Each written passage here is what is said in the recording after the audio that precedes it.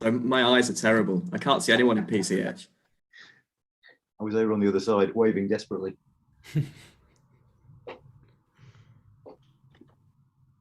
Okay, I'm muted. Okay. Well, welcome all of you tonight to our very, very interesting webinar. We are going to be discussing with four very distinguished guests the impact of Brexit on the relationship between the United Kingdom and the European Union.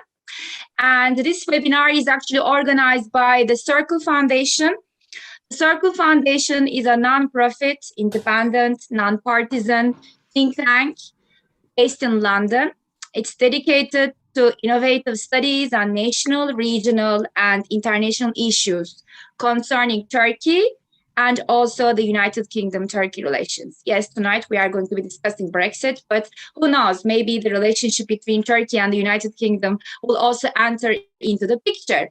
So we have, as I just mentioned, we have four very distinguished guests. Unfortunately, we had five, but one of them came up with COVID, unfortunately, so he's not going to be joining us today.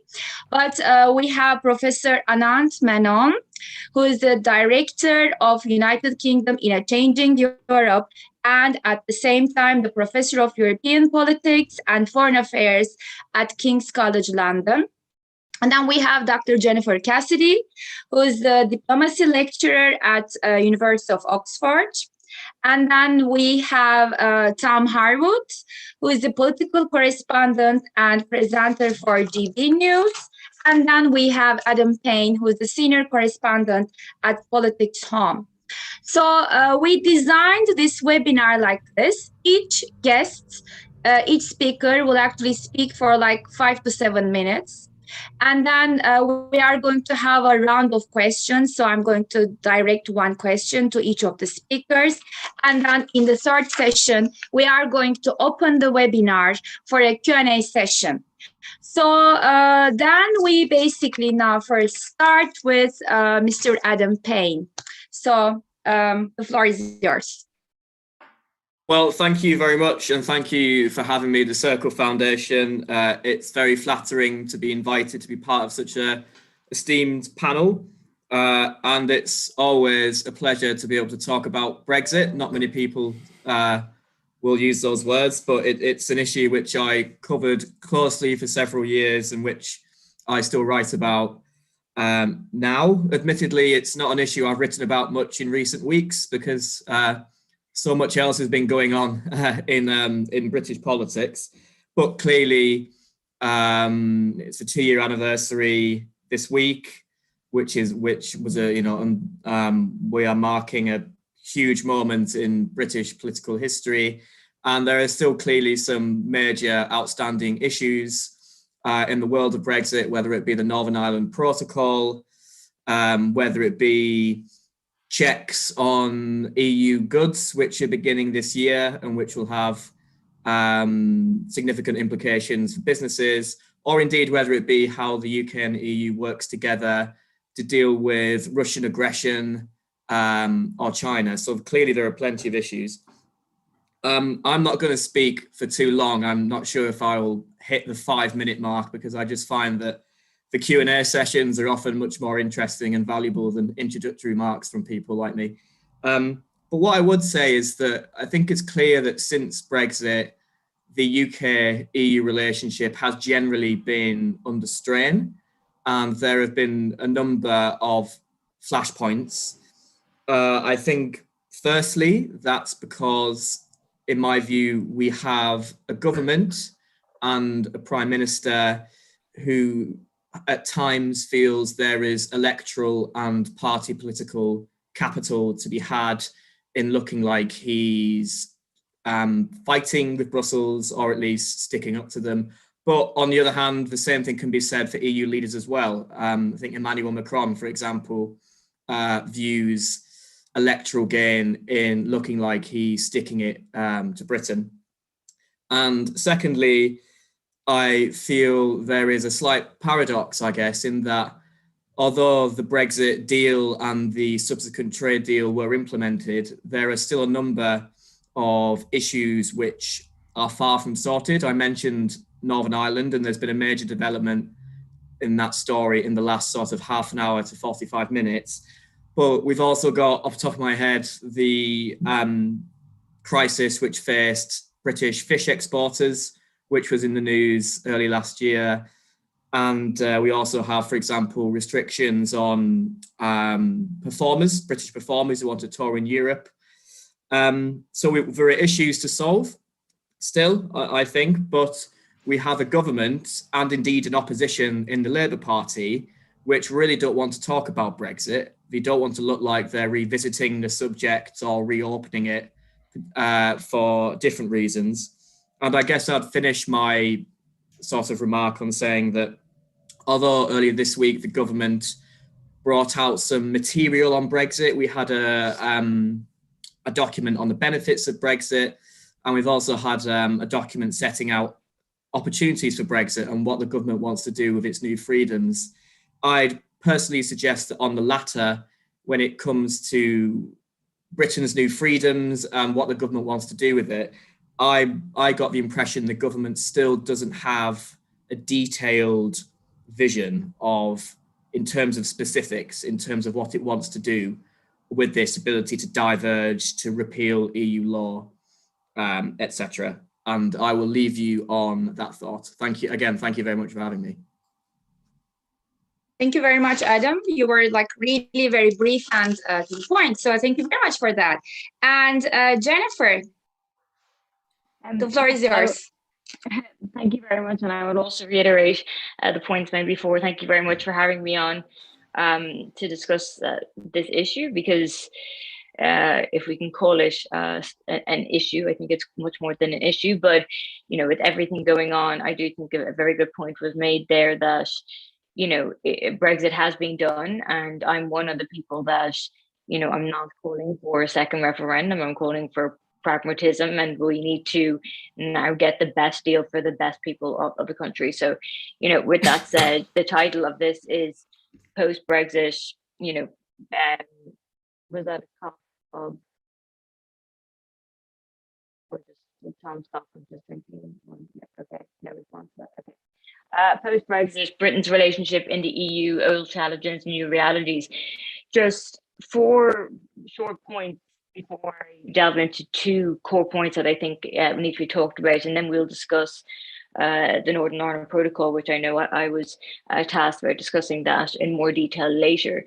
But the 4 kind of key points that I see here in a pragmatic way of moving on is that first, the Johnson government, and I don't say the UK here. I made a statement today that you know, the UK Foreign Office, for example, is one of the best. Having worked in the civil, the European diplomatic service myself and the Irish government myself, the Foreign Office in the UK is one of the best in the world that I have myself worked with. But the Johnson government seems the need to have the perennial fight of a permanent Brexit to get away with most of the stuff that is going on in domestic politics. But this approach is eroding the UK's capacity to cooperate with the EU on foreign and security policies, and indeed what we're seeing now with Russia and Ukraine. And at the same time, I think new findings are very interesting. The European Council of Foreign Relations, of course, I know that every single strategy and polling has a slant on it, but what they revealed in late 2021 was that the British public do not have a particular, you know, vendetta towards the EU. They value, British public value British sovereignty and independence, and they would support a foreign policy that worked cooperatively with the bloc. But we don't see that. We don't see those policies and strengths being led out by the current government. And the public is onto something here. You know, the public is much smarter than the government are giving them credit for. Britain still has, you know, at the moment, extraordinary assets and can forge an effective foreign policy, but it is failing, you know, and I will use the word miserably to do so. We saw the deputy UN ambassador for Russia speak on today, which were words unheard of regarding British diplomacy. But to do that, it must focus on its strength, avoid misadventures, which, you know, this is not happening in distant lands. and it must find balance in working relationships with the EU and at the US, which is just not happening at the moment. And just to develop, and then I'll keep it short on this, but I do think a point made, and I saw it at the PMQs today. I see it at the PMQs whenever you watch it. It's this idea of a perpetual Brexit, and using the opposition. I've never come out as Labour or Conservative or a party. You will never find a tweet or a post of anyone I've supported on this. But I do think them putting this notion that they continually want Brexit to keep going and bring it back. Just own Brexit, to quote their own party, get it done. So the Brexit divorce was never likely to be a harmonious business. I, having worked in the, as I said, Ireland's diplomatic service in the UN General Assembly, this in 2010 and 11, when the issue started with a joint foreign policy and William Hague was carried over and brought over to the UN to discuss this. At that moment, I said to my deputy ambassador, it would actually be easier for the UK to be out, because you're either in the EU out, or you're in or you're out. Let us do the job. But Johnson seems to, I think we can all agree, well, I hope we can all agree, he seems determined to keep the row, particularly over Northern Ireland protocol, going. For example, he greeted the EU readiness to find practical solutions to the real problems affecting goods trades across the Irish Sea, with the new demand, bringing up this new issue of the Court of Justice of the EU, even though he knows that these are non-negotiable. All this confusion, if you can't convince them, confusion. And for me, the strategy just seems particularly bizarre, because I feel like he does know what he's doing, and he is just trying to confuse most of us.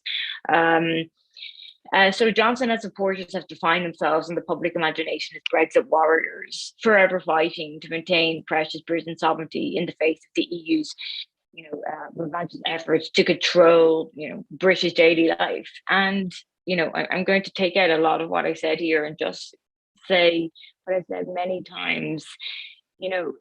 I don't think the Johnson and his government, I'm not talking with the FCO here, have, particularly the comments that Liz Truss has made, and I'll get onto this in the Northern Ireland Protocol later, but I do not think they have actually seen what all the EU members have sacrificed for the last years. We sacrificed so many resources, diplomatic setting, our diplomatic agenda, our money, our financial resources, all in the name of these negotiations that have gotten absolutely nowhere. And so to then hear these constant comments that the EU isn't, working with us, we have given so much time to this when we need the time for our own country to deal with this. It's just, quite insulting. So I could go on about that, but the final point I'll make on the overview is looking for a challenge or, a new reality. A UK foreign policy for a geopolitical age, what does that look like if we're being pragmatic? When the world view behind global Britain, in my opinion, is indeed a delusion. Post Brexit, Britain needs a foreign policy that reflects its new status outside the EU. The first thing to go would be a comment made by the Prime Minister in the House of Commons today, saying the UK will lead the West. Enough of that. That era is gone. It could be a few years gone, but just it is not the day to be making statements like that. And so the first step is to understand what the country wants and needs. And this is exactly the previous point made. There needs to be a clear understanding of the direction of the country. What do they want? And what do they need from its foreign policy? And that was always an issue when they were in the EU. So it's no surprise to me that it's an issue once outside the EU. And so what that foreign policy the British public might support. And to this end, the European Council of Foreign Relations commissioned another poll on the British public on these issues. And unsurprisingly, the overall conclusion from the poll is that the public is not very interested in foreign policy, the public in itself, and is fairly evenly divided on most of the difficult questions of the day with the Europeans. And that issue, that evenly divided, I don't know, is the dominant answer. And there's no stigma involved in this. My family aren't political. My extended family aren't political. They go to work, they do their daily jobs. People do not have time to be keeping up with all these, ins and outs of foreign policy. Do we have a joint foreign policy? So that, I do not say that in any kind of derogatory insight. But finally, to wrap up here, the indifference here of these responses of that I don't know provides a lot of space for political leadership to set in this regarding new challenges and new realities. It provides a lot of space for political leaders, political leadership, i.e. Johnson, to set foreign policy, and his government, which has aptly demonstrated this, still within the fairly dismissive environment. A few public preferences and even requirements for British foreign policy can, and indeed, I believe they can shine through. And I don't know if people thought I was in some way being sarcastic when I say I'm not calling for a second referendum. I don't believe in that. I didn't believe it when Ireland called for a second referendum regarding our vote. That's all documented. I don't believe in just recalling for referendums. And actually, then I will wrap up. If you look, and someone actually, I don't want to say random, but someone looked up and tried to find all the commentary, or if any commentary I made regarding the Brexit referendum leaving when the Brexit referendum was happening.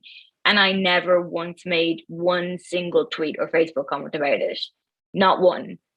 And there's no deleted. They went full on hacking cyber, and they couldn't find any. They finally believed it, because I do stand by the fact that every country has a right to be in a regional bloc if they want.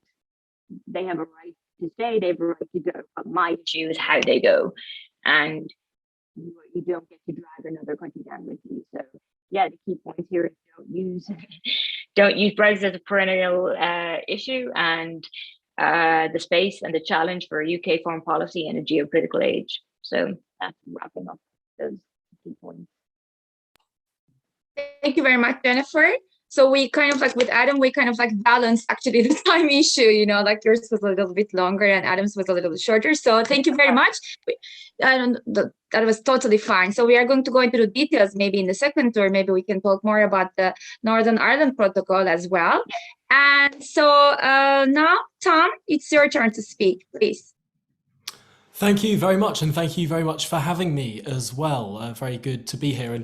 And firstly, let me just apologise for not remembering to mute my microphone during the last two contributions. You'd think after 2 years of COVID, I'd finally work out the protocol and the etiquette of Zoom, but apparently not. Apparently, I'm still learning. But yes, on to Brexit. And I do want to first reach that issue. Is this a live issue, or is this a settled issue across our politics? I think that broadly the Conservatives really want it to be a much more live issue than it is. There is a consensus that Brexit has happened, that it's not going to be undone, and for various reasons the main opposition party, it's in their interest to not talk about Brexit all that much at all. They'd like to talk about other things, because of course the way that the vote was distributed across the country, even though it was 52-48 as a whole, the way that the Remain vote was much more concentrated, particularly in urban centres, meant that on a constituency level, it's a lot less conducive to first past the post politics. You'll get very, very high Remain votes, 80% plus Remain votes in many constituencies, whereas the Leave votes in many constituencies were sort of 60-40, and therefore spread across more constituencies. And so if you want to win a general election, you need to convince the people who voted Leave. The Labour Party, it seems, listening to Prime Minister's questions today and on many other occasions, not only is interested in going after those fiscal Conservatives with Keir Starmer's new arguments about high growth and low tax, but also going after those people who voted Brexit, particularly in what has become to be known as the Red Wall. But thinking of Brexit as a settled issue, as something that there is broad political consensus upon the fact of leaving the European Union, we then need to think about, well, what was it for? What was the point of leaving the European Union? And unfortunately, different people have different ideas about this. Of course, it's a very simple constitutional question. Where does the ultimate arbitration of your law sit? Who makes the rules? What is the most supreme court? What is the most supreme parliament and executive in your land? Yet, then you get into the question of, okay, you might have taken back control over these rules. Now, the final destination of arbitration is our Supreme Court, and the final lawmaking system is our parliament. But what do you do with those powers? Which rules of the European Union do you want to change? What regulations do you want to repeal, or indeed in some areas strengthen beyond what the European Union allows? And this government seems to be thinking particularly in terms of animal welfare, transport of live animals, that sort of thing. It looks like it will be a more regulatory government than the European Union would have let them be. Although it does seem to be the case that most of the people who were behind the drive for leaving the European Union envisioned a version of Brexit where you roll back the frontiers of European regulation. And of course, we've been hearing a lot about that in the Brexit opportunities document and exactly where the red tape can be lifted. The problem is it's politically difficult in many areas to deregulate. You need political bravery, you need political courage. And with a weakened Prime Minister as things stand, there are many who are frustrated, not least of all Lord Frost, the former Brexit minister, who are very frustrated about the direction of many in government who are not willing to go that extra step, not willing to fight those battles to repeal some of the more onerous, some of the more damaging, some of the less streamlined systems of regulation, whether it's financial services, whether it's procurement, whether it's anything else. And there was an interesting moment that turned in the government of the United Kingdom about a year and 2 or 3 months ago, which was the departure of not only Dominic Cummings, but also a man called Lee Keynes, and also a man called Oliver Lewis.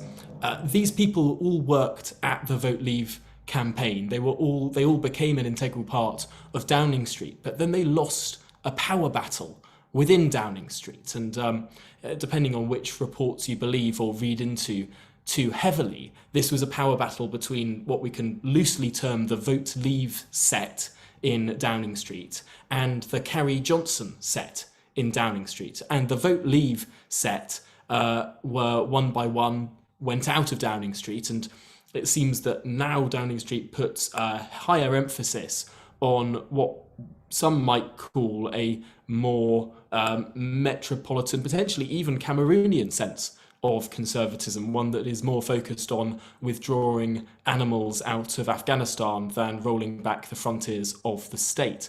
So there is that interesting power dynamic within the operation of government. What do they want to use Brexit for? There are these opportunities, but will they take them? And that, I think, is still a rather open question.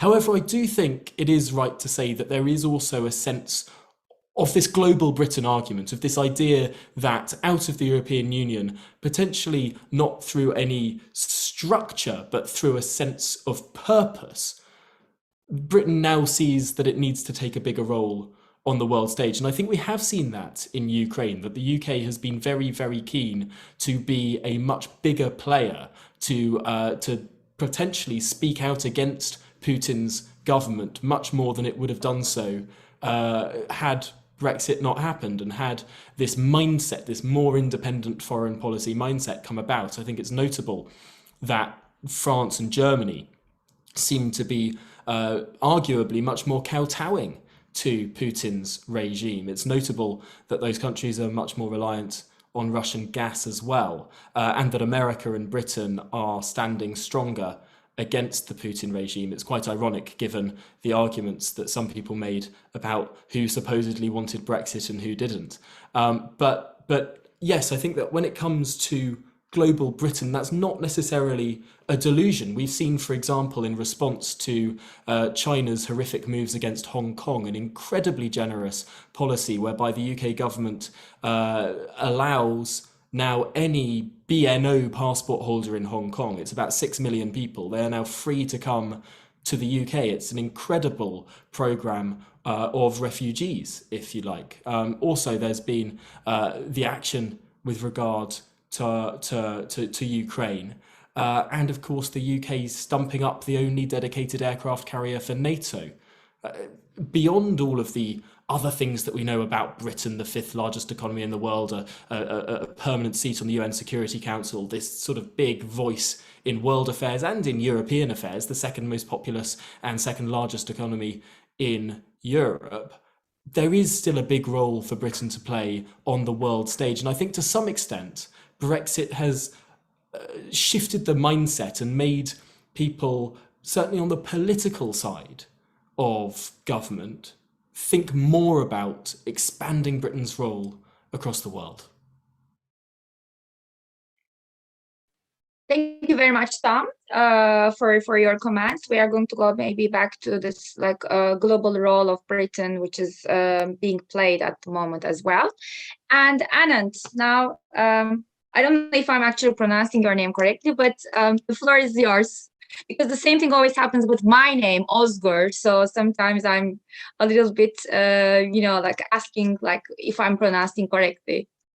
Please. I mean, the rule of thumb with my name is you can say whatever you want unless I've got relatives watching, and I don't have relatives watching, so you can do whatever you want. That's good. Okay, thank you. So I'll be very quick. I mean, what changes has Brexit brought about? I think 4 come to mind. Shouldn't have said 4 because I might only think of 3. A few come to mind. And the first on this day, I think it's worth saying, is the whole levelling up agenda would have been inconceivable without the referendum. I mean, it was perfectly conceivable without Brexit. I mean, you can level up without leaving the European Union. But whether our political class would have been as obsessed with the idea of levelling up and with inequality had it not been for that referendum.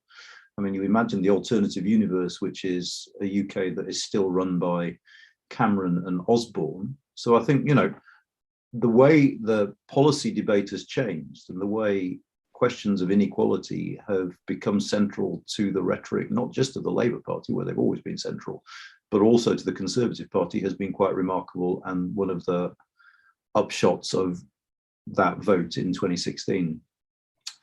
On foreign policy, secondly, I mean, I'm not going to express an opinion about global Britain, but I think there's absolutely no doubt that Brexit made the UK more internationally active because we had to be.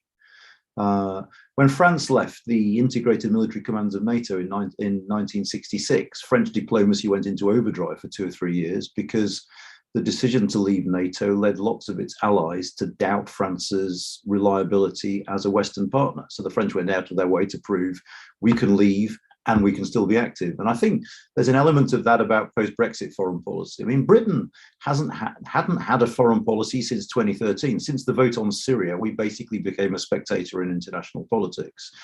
What we have now is a hyperactive government. Whether it's being effective or not, we can discuss. But the fact is, the amount of attention being given to foreign policy and to international trade policy is a direct result of the Brexit vote and a desire to show that Brexit doesn't mean we're falling back in on ourselves and turning inwards. Third thing Brexit has changed is changing our economy. I'll come back to the regulatory stuff that Tom was talking about in a minute, but the first hints of what 90% of the economics profession were talking about in terms of the damage to trade between the UK and the EU are now apparent. One of the things that interests me a lot is the fact that I think 6 big economic organizations produced forecasts of the long-term impact of Brexit in 2016.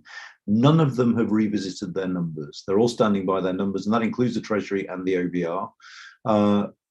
Over time, therefore, those economic implications will become clearer. One of the things that's happened with the economics of Brexit, of course, is to date, at least, they've been nicely disguised by the economics of COVID.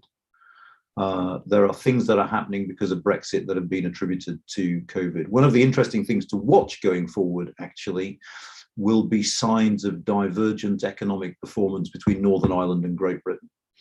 If you want an early example, back in September, October, when Great Britain was suffering from fuel shortages, Northern Ireland remained green on the government status list throughout the whole of that crisis. And one reason was because Northern Ireland was still inside the single market. And the final thing that's changed is politics. We have a Prime Minister, Boris Johnson, with a majority of 80 because of Brexit. The trend in our politics since 2010 is tiny majorities or coalitions. That the fact of having a significant majority was down largely to Brexit, also, of course, to Corbyn. We've also had a realignment of our politics, things we've had to get used to saying since 2016. Labour win Canterbury, Conservatives win Wakefield, would have been unthinkable before the referendum. So the nature of our politics has changed. And there are just signs, hints, that our politics is shifting again. For the first time since he became Prime Minister last October, a majority of Leave supporters disapproved of Boris Johnson's performance as Prime Minister, which I think is interesting and potentially quite important. Equally, a significant majority of the British public now think Brexit is being handled badly. All of which makes me wonder whether Brexit can be a sort of go-to home banker politically for the Prime Minister in the future, the way it has been to date. If a significant majority of voters think he's handling it badly, if more and more leavers are becoming disquiet, then picking a fight with the European Union might not necessarily be the good politics in the future it was in the past. Now, next thing, David Frost. I firmly believe that David resigned not because of COVID or because of tax, but because he had an agenda for divergence with the European Union that he couldn't find any resonance for in the rest of government. And the real possibility post David Frost, I suppose, is we end up with divergence in name only. That divergence from the European Union, that hard-won autonomy takes the form of, the crown stamp on pint pots and maybe imperial measures. But some of the big meaty stuff that Tom was talking about simply doesn't get done. Why? Because there is a fundamental division within the Conservative Party over that economic agenda. There are the traditional Tories, the ones who were there in the 1990s, the ones who were in the Fresh Start group, who were talking about the Working Time Directive, over-regulation, a bonfire of the regulations. But actually, in a curious and rather paradoxical way, the immediate impact of Brexit on the UK has been to make us more European rather than less. We're less Singapore-on-Thames than de Gaulle-on-Thames. We've used Brexit to subsidise industries more by having a weaker subsidies regime. We've also taxing people more. Our economy actually looks a lot more continental European now, in terms of indicators like the size of the state or the interventionism of the state in the economy, than it did pre-2016. Whether that trend continues or not is going to depend on what happens within the Conservative Party. You can imagine a world where a Prime Minister, Liz Truss, has a David Frost as her major advisor and embarks on precisely the kind of deregulatory agenda that traditional Conservative Eurosceptics dreamt of. The question then, of course, is whether the Conservatives can hold that coalition of traditional Tories and Red Wall Tories together if they're embracing an agenda that many of the Red Wall lot really don't want to see, because they want to see more investment. And many of them, at least, I mean, Tom's face is quite right, raising his eyebrows. Some of them, people like De Henna have signed up to this, but some of those Red Wall Tories want to see increased investment and actually, in some senses, a more generous welfare state. On uncertainty, finally, it's bad. It's bad for business. It's bad for relations between us and the European Union. Whether the Northern Ireland Protocol, whether there is a solution to be had, I don't know. A couple of people on the EU side have said they've got proposals that they're going to bring out in the next 24 hours that they think the Brits might accept. The one thing that is clear, one of the curious things about Partygate for me has been the number of people taking to social media to say, if Johnson goes, Brexit has gone with him. I mean, what utter nonsense. I suspect that many people in this country will only clock the fact that the UK being outside the EU is the new normal for the foreseeable future when we have a Labour Prime Minister who does not alter that situation, because they have no electoral interest, as Tom said, in altering it. And actually, if there was one way you could wind up the British public at the moment, I suspect it's by saying, now, look, everyone, we spent 5 years extricating ourselves from the European Union. I've got a really good idea. We're going to spend 10 years renegotiating our entry back in. I suspect that would be one way for politicians to become incredibly unpopular virtually overnight. So I don't think it will happen. Brexit is here to stay. The nature of Brexit might change under a Labour government. I think some of the free movement provisions, our refusal to accept identity cards, I think will change under Labour. The mobility package that the EU offered us for service providers, I think Labour will accept that, and I think Labour will sign an SPS agreement. So we'll have Brexit still, but a slightly different form. And I'll leave it there if that's okay. Thank you very much, Anand, for your really very very well formulated comments, basically. So I just have a couple of questions to our guests now, and I'm going to start with Adam because he was the first one to actually make his comments known. Well, I'm going to ask like a specific question to you, actually, Adam, and it's about immigration. Because immigration has been a sensitive area, policy area, like almost everywhere, actually. It's not just, because of Brexit, basically, but it has been a very sensitive area in the EU politics as well, and also in UK politics. So, like, what do you see the cooperation between the United Kingdom and the EU in this area, especially given the fact that they have had several disagreements between them in the past? So this is my specific question to you, Adam. Yeah, I'll do my best to answer that. Well, obviously, immigration was a very salient issue during the referendum. Some would argue the most important issue. I think there is a debate in the Conservative Party, I think, between I'm going to talk about an Indian trade deal for just a second, but I promise I'll come back to the question of the EU. India is a country the United Kingdom really wants to sign a free trade deal with. In trade politics, it's said that doing a deal with India is incredibly difficult. And if the government was to be able to do that, it'd be a huge achievement. Now, one of the issues on the negotiating table, should the government get that far, will be immigration. And in particular, one of India's big asks, I predict, will be the government making it easier, perhaps, for Indian students to come and work in the United Kingdom. Now, there was a question put to Boris Johnson, I think, either last week or the week before, by a Conservative MP whose name evades me at the moment, but he made the point that we didn't end the free movement of people from Europe to replace it with the free movement of people from elsewhere in the world. So that's a very clear position on immigration. However, there are MPs from different traditions in the Tory party who say that striking a liberal immigration regime is very much part of having a liberal trade policy. So I think there is a live debate within the Conservative Party about immigration. I think Anand said in his introductory remarks that immigration might be an issue where perhaps a future Labour government or even a Conservative government with a new leader might decide to revisit. I think at the moment, I mentioned in my answer the issues with mobility and British performers being able to tour in Europe and the problems that has brought about. I think it's feasible that a Conservative government under a different Prime Minister or even a Labour government would like to revisit that. And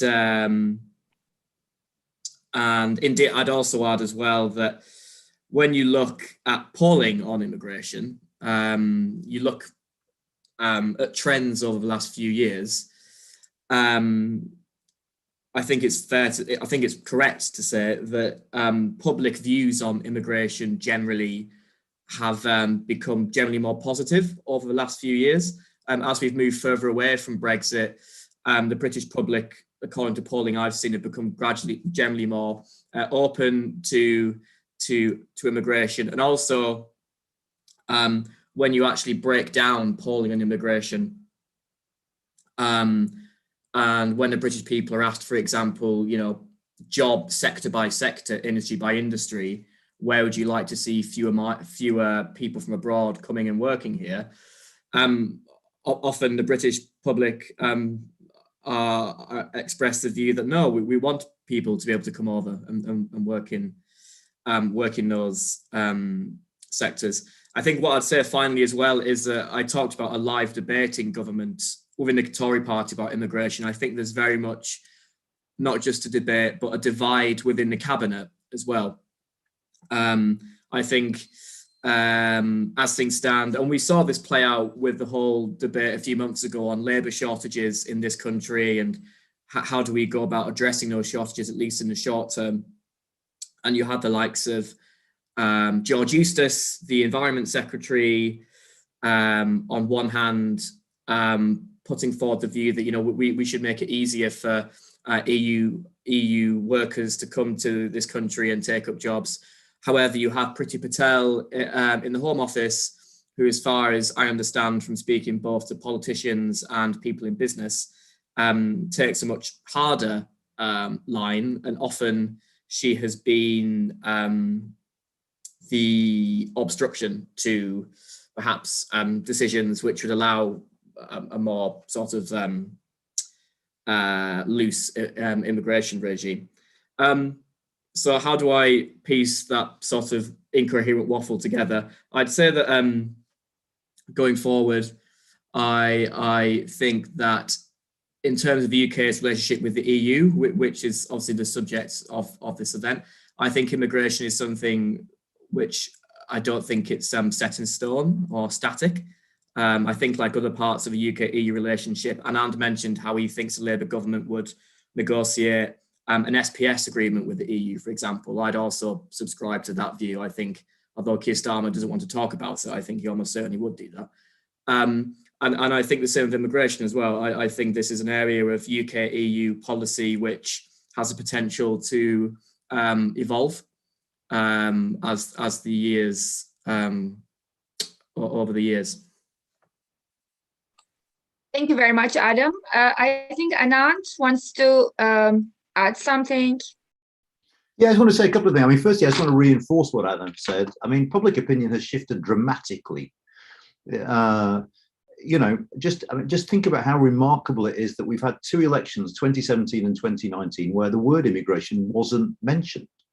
You compare that to any election subsequent to 2001, where immigration was always in the top three issues. The salience of the issue had reduced, and the views of British people on immigration have become systematically more positive both in terms of the economic and the cultural impacts of immigration. So that's the first thing. We're talking about a different country now in terms of public opinion.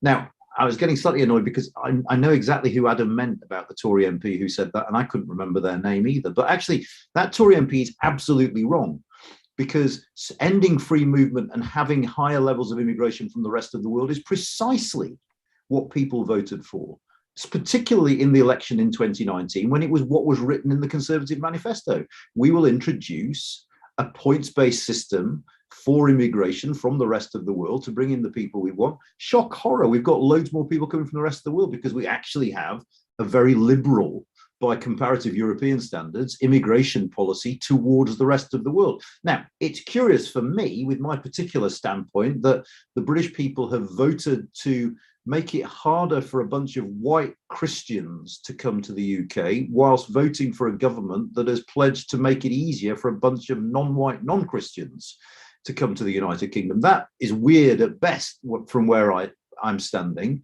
And I do wonder about the politics of this in the future, but it's where we are. And if you look at what the OBR is saying, it's 200,000 a year for the next decade. That is, you know, that is where we are in terms of immigration. And it will be interesting to see, A, how honest politicians are about what they've chosen and what the impacts are, because there's a lot of scope for dishonesty here. But B, whether or not that new liberal public opinion is maintained or not. That was all I wanted to say. Thank you very much, Anant. Tom, do you also want to add something? Yeah, I just wanted to say that I think we're underestimating the extent to which it was the Brexit vote that actually precipitated this liberalisation of public opinion with regard to immigration. I think that one of the big drivers in terms of why people were anxious about migration has never really been absolute numbers. They're not material. People can never really, like, I mean, as Stalin said, one death is a tragedy. 1 million deaths is a statistic. You can't really quantify the difference between 1 million, 100,000. No ordinary person can.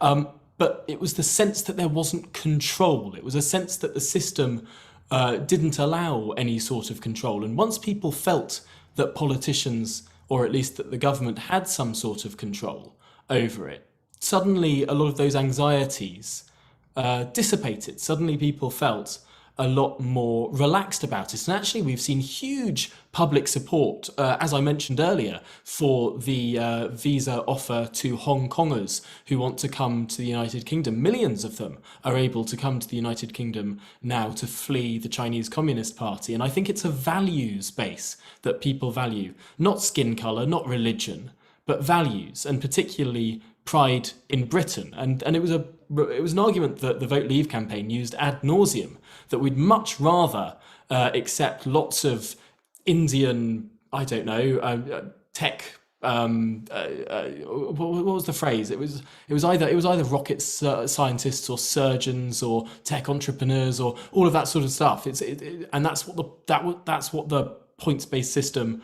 was promising to offer. Something that Dominic Cummings actually managed to do while he was in Number 10 was create a new visa for those who'd been to the top universities around the world. And it's very much easier now, if you've got a degree from a top 100 university around the world, to come to the UK than it was before. So shifting the way that we talk about the way migration happens to the UK. So it doesn't seem like it's totally uncontrolled, but it seems like genuinely the best and the brightest of the world can come here, no matter their background, no matter their skin colour, no matter their religion. That's something that I think the British people genuinely buy into. And it's interesting looking at the polling, particularly around Afghan refugees. There is huge, overwhelming public support for Afghan refugees who helped the British Armed Forces to be able to come to the UK, which you wouldn't necessarily think if you were to listen to a lot of the stereotypes of British public opinion when it comes to migration. But overwhelmingly, people think that Afghan citizens who helped our British Armed Forces should be able to make a new life for themselves in the UK. And I think that's what matters here in this conversation. It's about values. It's about, do people believe in the promise of Britain? And anyone who does, who has something to offer, should be able to come here.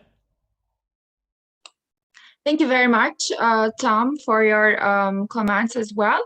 From immigration, I'm actually going to move to the Northern Ireland Protocol.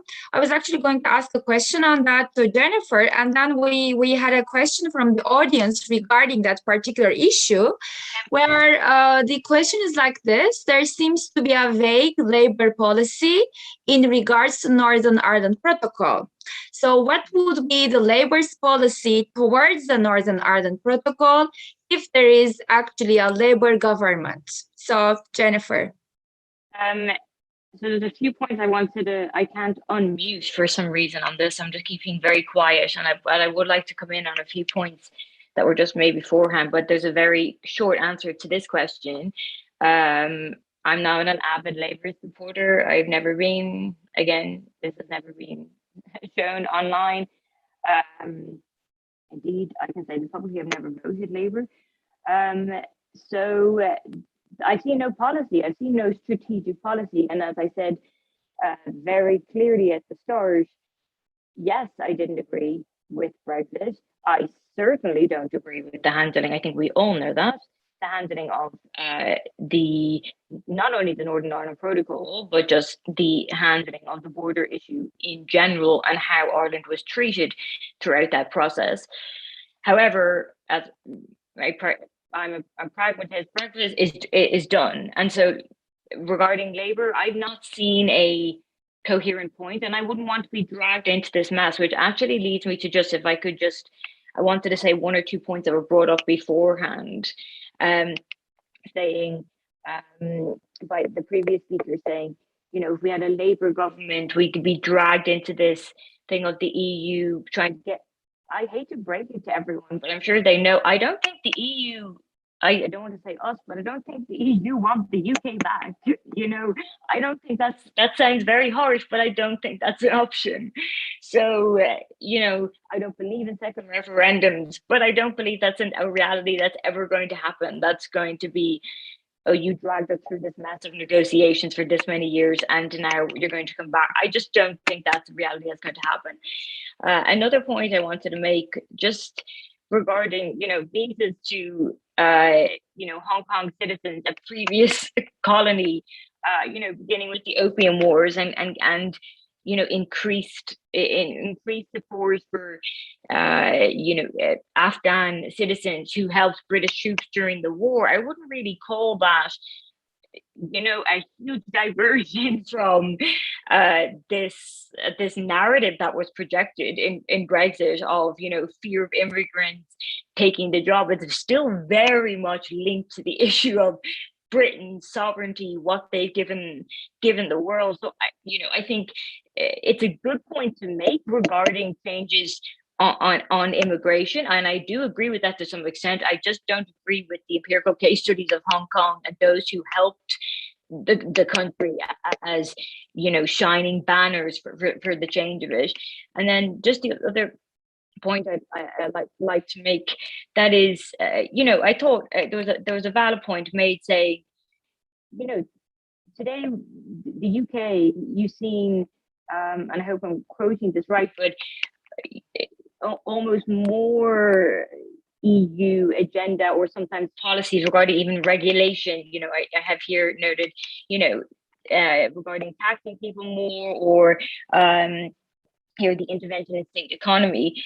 And that is all completely true. But that narrative from the government, that strategic narrative, is still not given or still not projected to the people who lead. So I do agree that views have changed. I do agree public opinion has changed regarding immigration. I'm not using those two examples. But I think it would be more honest and moral of the government, to project these actual factual strategic narratives of what is going on, and that Britain is not this worldly changed economy that has entered this new completely political and economic structure that it's growing so fast on its own. And so I just think they're very important points to note regarding changes of opinion, because I do believe changes of opinion have happened, but I don't think they're projected clearly through the government and the empirical examples used. But regarding the Labour government, no, I've not seen it. I've not seen a competent, comprehensive play out of how the Northern Ireland protocol would be dealt with under a Labour government. And until I see that, I haven't seen it, even though it's been negotiated with Conservative. Until I see that, I'd be supporting any party who doesn't detail in an extreme fashion what can be done when and how. Okay, thank you very much, Jennifer. I have another question from the audience, which actually is directed to both Jennifer and Tom, which is actually about, the potential domino effect actually in the EU, whether or not the Brexit process can actually cause a domino effect and maybe encourage other countries of the European Union to leave the EU. And do you see this very likely?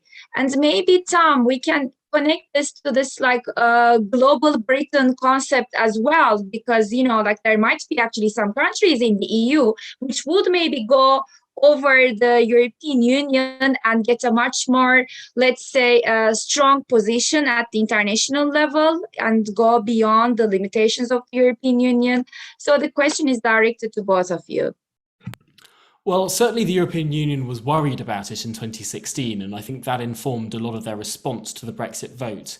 And indeed, a lot of Brexiteers in the United Kingdom fantasize about Italexit or Polexit or any of these potential exits of the European Union. I think it's vanishingly unlikely. I think it's over-egged by people on both sides of the spectrum. You sort of get these people that are trying to look for the next country that's going to go sort of out of excitement, when really that misunderstands the unique situation of Britain within the European Union, and why from around the early 2000s onwards, I think it was inevitable that Britain could not go on in this organisation. As soon as Britain had declined to accept the organisation's common currency, it could no longer plausibly make the argument that Britain could lead, not leave.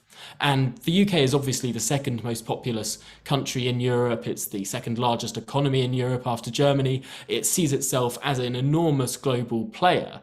And the idea that it would be shut out of the core decision-making bodies of the European Union and still be subject to a lot of the European Union decisions, for example, bailouts of the euro and everything that ordinarily should not involve the United Kingdom. I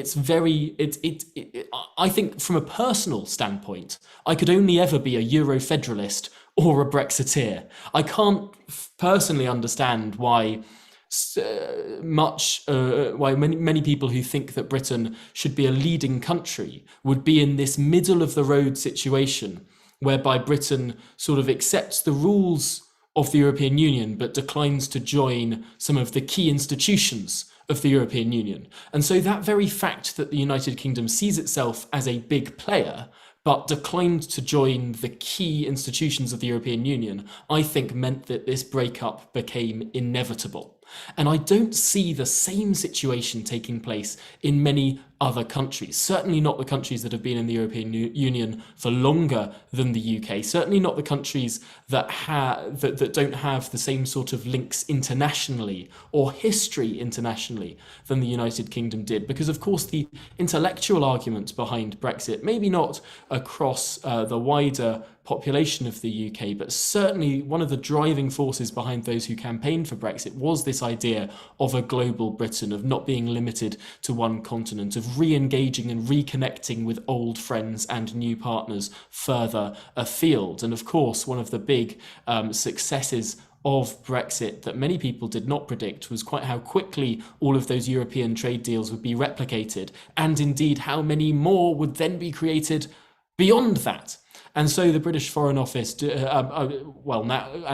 DIT, the Department of Trade, doing those kind of deals around the world has been a big point about Britain's exit. And I don't think the same situations quite exist within other countries. I think that it's interesting if you talk to people in this country about phrases like "I'm going to Europe on holiday" or "oh, that's a bit continental." Sort of, we've always seen ourselves as separate from the continent, as something different. If we look back to history, while Napoleon and Bismarck were trying to march across the continent, we were busying ourselves further afield. And I think that is something that is a bit temperamental about the British people. We've seen ourselves as sort of associated but not absorbed, not sort of with Europe but not of it, whereas many other countries see themselves primarily as European, and I'm not sure that the majority of Brits do. Thank you very much, Tom. Jennifer, the question was also directed to you. Do you want to add something? And also, I heard from the audience that I think your microphone is sometimes being blocked. So, like, they're having a little bit difficulty hearing your voice sometimes. Oh, apologies. I hope it works now. I agree in some sense, but we can't deny that what we're seeing across Europe and indeed across the global sphere is a rise of, and I will say, strongmen, authoritarian. That's just factual, authoritarian. The rise of strongmen, authoritarian politics. More far right. We're looking at Hungary, even Austria. Ireland has a very small group called Erexit, which sounds like a disease, which I really hope doesn't take off. Play on Brexit. Lord, at least find a different name for it. So I do think had Le Pen won the election a number of years ago and begun the campaign for, another Security Council member then to leave, I think that could have set off a huge domino effect. for people wanting to leave. But with how long and arduous and I'll just say the word untrustworthy, the negotiations have been on a few sides, let's say, and prolonged for so long. I don't think any country, that alone, no country wants to go through that and lose their their diplomatic, their resources, their power, and agenda setting. And just regarding the fact of Bismarck, who's strangely an idol of mine, but that's a story for a different day. Britain could see themselves as you said, associated but not absorbed. But for moral reasons, I don't think we should be. Well, I certainly wouldn't be using that as something great to be heralding that you had the power to be associated and not absorbed, because the UK was busy pillaging most of the rest of the world, and I don't say that lightly. So they had the power to not actually fully integrate, and we saw this with de Gaulle's rejection of the UK's membership, the EU twice, and his view was that he didn't believe that the UK were fully committed to the European project, and he turned out to be right. So, I think I share Tom's reasoning, but I just don't agree with it, and I'm not sure it's something that should be seen today. Well, personally, from my point of view, seen today as a positive thing of why. Well, maybe if you did have that much power, maybe I might be saying something else if I had that much power, but who knows? Thank you very much, Jennifer. Anand, we have a question for you. Actually, this is coming also from the audience. It's about the question of Scottish independence. And do you feel that actually the question of Scottish independence has also, started a kind of tension maybe in internal politics as well? And do you think that this will be a major theme in politics for the next few years, creating another domino effect, and this time in internal British politics maybe? So what are your comments on that issue? I mean, three things quickly. I think Brexit makes the devolution settlement harder to work because the devolution settlement was predicated on our membership of the European Union, which is why we've needed things like the Internal Market Bill. I think, secondly, the fact of Brexit and the way it's been handled has, for many Scots, increased the emotional case for independence. I mean, what you've seen in Scottish public opinion in the last 2 or 3 years is Remain supporters who voted no in 2014, many of them have switched to yes, and so they've increased the number supporting independence. A lot of Leave supporters in Scotland who voted for independence in 2014 have gone the other way because they want to be out of the European Union and they see independence as forcing them back in the European Union. So there is a majority. Most of the polls over the last year have shown a small majority for independence in Scotland, but it's not a big or a stable one.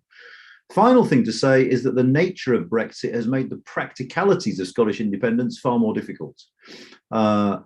Because we've left the single market and the customs union, an independent Scotland that joined the European Union would have to erect a border between itself and England, a customs and regulatory border. And I suspect that might be quite a hard sell in any referendum. Yeah, thank you very much, Anand. There's another question for you, which is actually about a potential change of leadership, maybe in the in the Conservative Party. What do you think would be the UK's handling of the Brexit issue if there is actually a change of leadership in the Conservative Party? Do you think that will be the end of populism in the UK? And in the case of Labour government, what type of politics should we expect to see in the UK? So, I mean, it depends who wins under what conditions and who the coalition of MPs supporting them is. I mean, if you end up with a leader that gets through the MPs ballot on a wafer-thin majority buttressed by ERG votes, you will see a hardening of the position. I mean, so it depends very much on who wins and under what circumstances. The one thing I do think is, I think one of Boris Johnson's enormous strengths in the current context he utterly lacks a coherent ideology. So he was the Liberal Mayor of London. He was the leader of the Leave campaign. And what that means is he's uniquely able to hold together a Conservative coalition that includes people at virtually every conceivable point of the sort of economic compass. So he can hold together traditional Shire Tories who believe in low tax, small state, and he can hold together the voters in the north of England from red wall seats who have a very different economic vision. I think the real issue for the Conservatives, if they change their leader, is no one is quite as fantastically and effectively ambiguous as the current Prime Minister. And I think absent that ambiguity, the tensions in economic outlook in that Conservative coalition might well become more acute. Thank you very much, Anand. Jennifer, there's a specific question for you coming from the audience. What are the prospects of Ireland joining the UK or leaving the EU at least, Jennifer? That is specifically joining the UK. Yeah, for bridging the EU, I guess that's the question. Yeah. I'm not speaking. I'm not Menon, the mother of Ireland. I'm not speaking for Irish people here. Just nearly every single person, and I don't exaggerate, that I've ever talked to in Ireland, and I don't say that in a flippant, exaggeratory way. I've been wrong before on political things, so I could be wrong again, but I could never joining the EU. No. We just had the centenary of our War of Independence, 1921, and then the Civil War. It's not. And the reason why this subject also, this issue is so passionate for me is. My parents grew up on the border. My grandparents still live there during the Troubles in the 70s, and they still have the memories of pushing their couches up against the window to stop the window shattering from the bombs. And we had a tailor shop on O'Connell Street in 1916, Rising, and that was blown up in the 1960s in Rising. And so these are all and my grandparents are living, and they're living on the board. This is a living memory for most people in Ireland. The chances of joining, I think we would have to hate the EU so much to join the UK, And this is not like a hatred towards the UK. It's just no, that's done. We have moved past that. That's our history. And so the second part is, do you think we would just leave the second part of the question is regarding leaving the EU. Leaving the EU. So there, I mentioned that previously there has been a small rise in a campaign called Erexit. It does sound like a bit of a disease. As I said, I'm going to be honest, Erexit. And there is, of course, in any European country, since the rise and the win of Brexit, we have seen a rise in this. So there is a small group, but I can't see it happening at the moment. Ireland with being a smaller power, and having to have things like the IMF bailout. Personally, I don't agree. That's a conversation the other day. I don't agree with the IMF and the World Bank bailouts, but smaller countries, we do associated but not absorbed.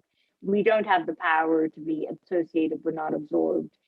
Smaller countries, we gain a lot, particularly in having worked in an EU embassy myself, Ireland being part of that, our soft power influence and our image on the international stage. We gain a lot of resources and credibility from the EU. So I'm hoping that Erexit, this campaign, is not going to take off, but with politics today, you never know what's going to happen. Thank you very much, Jennifer. Anant, I think you want to add something? Yeah, I just want to say I've got to go, I'm afraid. I thought this finished at 7, so I've got to get off because I've got something else in 5 minutes. Oh, okay, all right. Sorry. Okay, well, thank you very much for your contribution. It was great to have you here today with us today. Nice to see you all. Okay, bye-bye. Well, actually, I'm also going to wrap up the session as well, because I think, like we answered all the questions coming from the audience. And just before we finish, maybe like, you are only three panelists at the moment, maybe like 2 sentences, like this is the point that I actually wanted to make today. So we can start with Adam then, and Jennifer and Tom, just like 2 or 3 sentences, and then we can finish. Please. Yes, I'd finish by saying that Brexit absolutely isn't done in the sense that the deal was signed, but I think there will be issues to sort, negotiations to be had for several years, and given the UK and the EU remain hugely important trading partners and geopolitical partners, I'd say it's in the interests of both sides to maintain good, friendly relations as much as possible. Thank you. Jennifer? Yeah, so not to steal your points that's just been said, but I think they're highly accurate. That one, that I had initially started writing it down. You said it, but Brexit, it isn't done.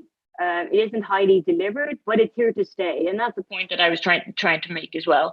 And I was trying to make it clear that whether a Labour government comes in, I think for the country to, and I speak about this as a diplomatic scholar or political scholar, for a country to move forward, like some type of acceptance needs to be had in order to actually get to the core of the policies and can get the most successful and the most strategic policies, domestic and foreign, for the people of the country. So I think egos need to be put aside on both. So Brexit isn't done, it's signed, but it's here to stay. And the second one I would say is linked to that is that Johnson and his government need to stop using Brexit as a tool and the EU as the bad enemy. Enough's enough. Like, we need to get over this Brexit argument and deal with the issues facing us today. I saw many questions today being answered, but we got Brexit, we got this. No, we're talking about an imminent invasion of Ukraine. Can we just stick to the actual foreign policy, at hand, which is, for the safety of the international community as a whole? And then finally, the point is, I think to use the overarching phrase of this panel, there are, is it old challenges, new realities, or challenges and new realities? Regarding that, I think the UK foreign policy has been in flux since they joined the EU.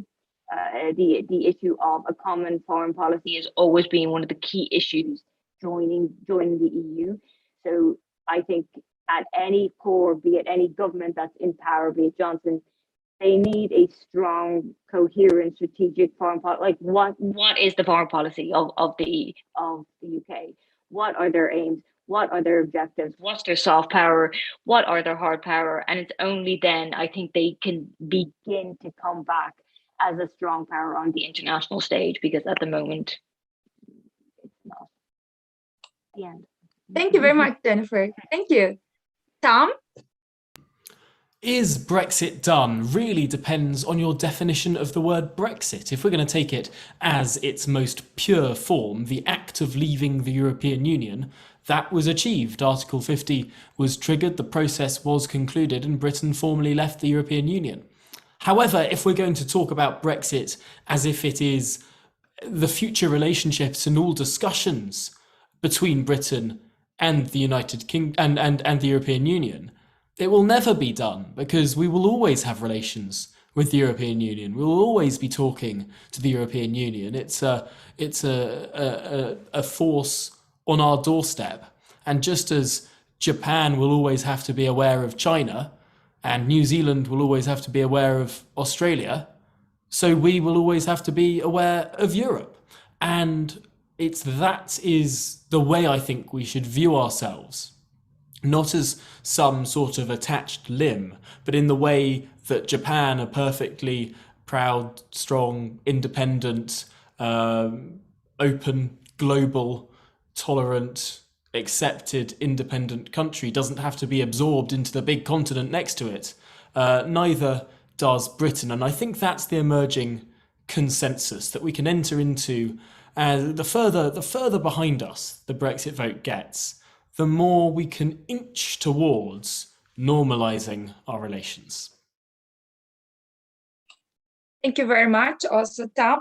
Well, I thank all of the panelists that were with us today, and it was a great debate. Thank you very much. Well, I actually forgot to say in the beginning that I'm a Jean Monnet chair in Turkey, but I did study in Britain. I actually did my PhD in UK and I did my MA in UK. So it was also very interesting for me as well, because, when I was studying in Britain, I was actually studying to learn about Britain's experience so that I can help Turkey get into the European Union, And so at the moment, it's kind of like interesting because we have the Brexit. Turkey is not actually becoming a member of the EU in the near future, but I'm the Jean Monnet chair. And so it was a great experience to be with you today in this panel. And I thank also the Circle Foundation for bringing us together and basically giving this very valuable information from the panelists to the audience. So it was great being with you today, and stay safe and healthy till next time. Thank you very much. Thank you very much for having us. Thank you. Thank you. Bye. Bye.